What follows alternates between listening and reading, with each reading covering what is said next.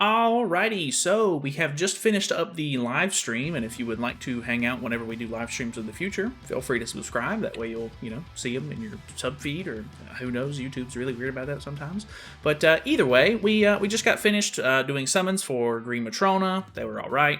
And obviously messing around with the new Labyrinth. So I wanted to give you some thoughts and opinions on the new Labyrinth changes that they've done. I've not messed around with the depths basically at all. It took us, I think, 5 or 6 different attempts to be able to actually beat Labyrinth for the first time, all 3 floors. So this one was a little bit more like, all over the place. From my understanding, there are no festival characters in this, new Labyrinth. They have basically taken all of the festival characters out. So the characters that you're going to be looking for are a little bit more, I guess, skewed towards synergy, of course, like normal, but the biggest synergy things that you can get are catastrophes, actually, which is really crazy. We ended up just going for a full human team. You can kind of see my team here. Let me get to a point where you can kind of see it up close. So we had Brunhild. Obviously, Liz is not the greatest, but I got her trying to reroll a couple of times for a decent human female if possible, and the reason I went for human females is because there's actually a couple of passives, which I do have one right here. Attack increase increases allies attack by 10% for each female ally participating in battle, so that's really, really nice. But we also got a couple of passives sometimes for humans as well. So this one, it wasn't the greatest. I think in my very first run I got like 2 different human, I think it was attack increases, or maybe it was basic stats, I can't remember, but the first run that we won, it was way more focused on actual, like, human females instead, but this one was maybe a little bit more lax. But honestly, there's a lot of females in the catastrophes, a lot of really good Ragnarok females as well, so I would say that if you find the female allies passives when you go through, definitely feel free to pick those up. I always end up tending to go towards a crit build, so I went for as much crit chance as I could possibly get, and then sometimes you can get really nice crit damage increases as well. But obviously, you kind of need to be able to crit before you can deal big damage anyway, so crit chance is kind of preferred over crit damage. But if you can get enough of these sort of crit chance passives, and then you all of a sudden get a really good crit damage one, that'll obviously, synergize very well together. So I think humans are probably going to be the go-to. You don't necessarily have to go as, like, super niche as I did, but the character that you're looking for basically in this run is going to be Awakened Roxy if you have her.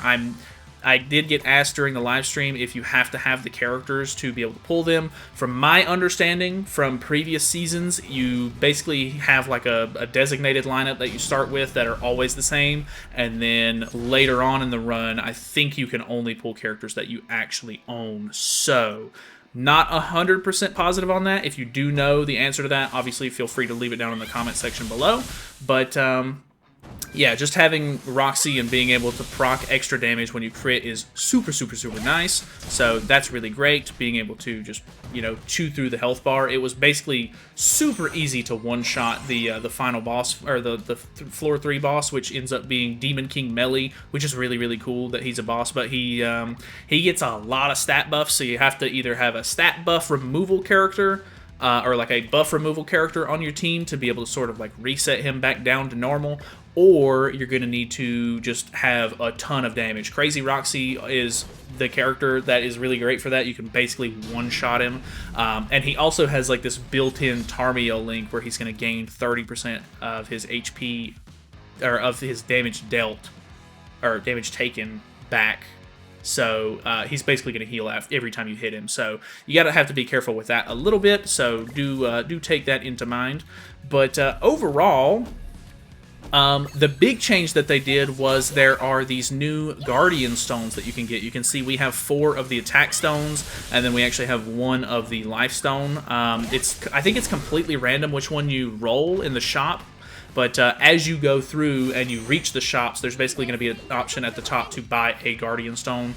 Whether or not it's going to be HP related, attack related, or defense related is kind of random. But each time you buy those, they stack and they actually persist through your run. So if I were to reset right now, I would still end up keeping my level 4 Guardian Stone and my level 1 Life Stone as well. Like, I guess it's a level 4 Wrath Stone and then a level 1 Life Stone. But you can see I'm getting 40% regeneration rate from this.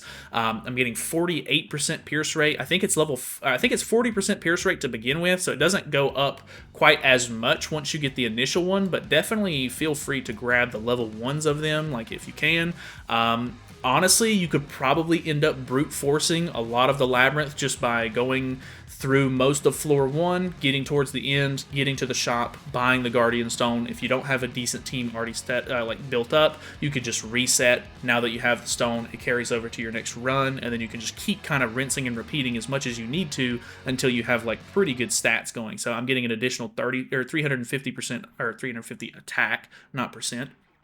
But I get an extra 36% crit chance, which is great, and an extra 48% crit damage, which is awesome. So if I go into the match, we're basically just going to have increased stats, consistently, and it goes up to level 90, which is insanely high. I don't know if it like starts to give you like 1% of those stats at a time, but that is quite a lot of stats that you could potentially accrue over time there. So it doesn't look like it shows up as like actual buffs. I assume they're already factored into your stats in general, because I would imagine that maybe the rest of that 70% is probably from one of these passives that I have or something like that, I guess, because if it was from the stones, I would have crit damage as well. But either way, it's very, very interesting, the changes that they've made. So definitely recommend you doing the Labyrinth this time around. Obviously, I know some people in the previous Labyrinths have just had really bad luck, or maybe you don't have specific characters, which obviously can be very, very frustrating.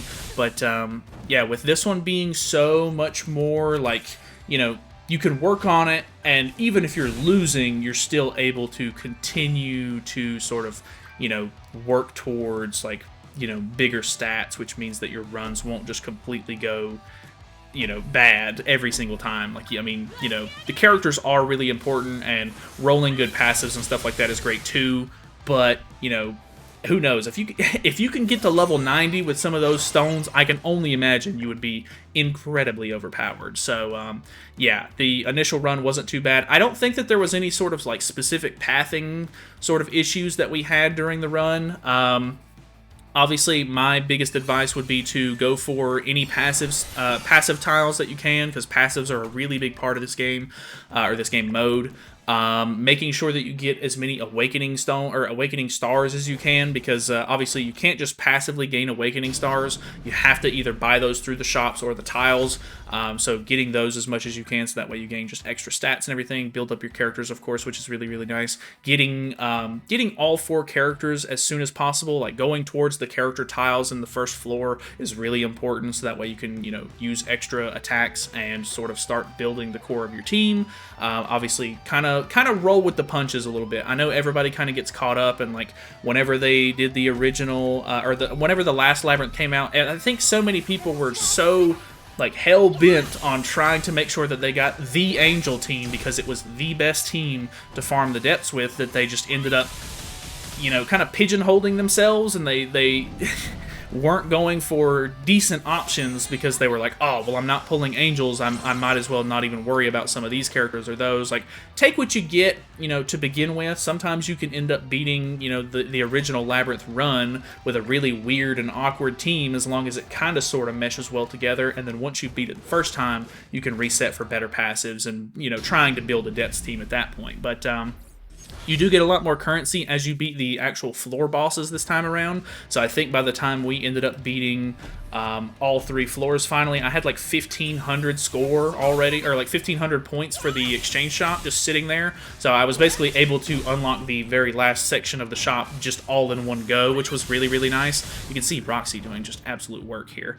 Yeah, that was really nice. You're able to farm the shop a lot faster, which is great, because honestly, going through the depths like 40,000 times is not fun.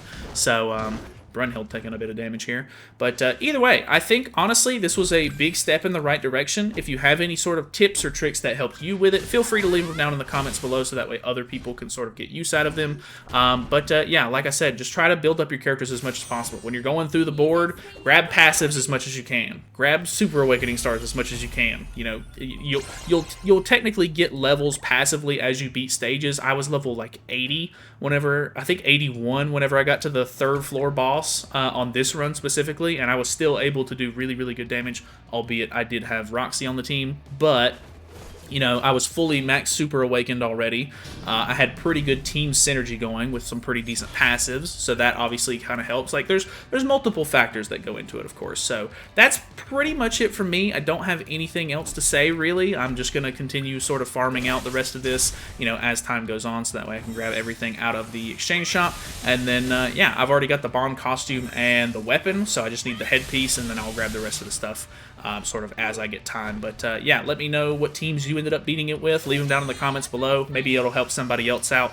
Obviously, there is a lot of RNG with like the passives that you draw and the characters that you sort of get to choose from. But you know, spend your re-rolls wisely. You know, every time that you go to a character selection stage, the reroll is only 10 points for the first one, but it progressively gets more expensive. So either look through it, and if there's not a character that you want, try to go to a different tile that'll maybe help you more, or if you really want to gamble with it, you can reroll for the cheap one, hopefully, and then get a decent character. But you know, don't spend too much on rerolls. It can get quite expensive and kind of ruin your run a little bit if you end up getting to a shop later on and you don't have the currency to buy anything good. So you know, just there's strategy to it. You know, take it all in at one at a time. You know, don't try to just brute force a build that's not going to work, because if you don't get good passives for it, you know, not every single, you know, good team is going to work without decent passives or whatever the case may be. But that's it from me. Thank you guys so much for watching. Hopefully you guys enjoyed. Hopefully you guys are having fun with the new Labyrinth. I know that a lot of people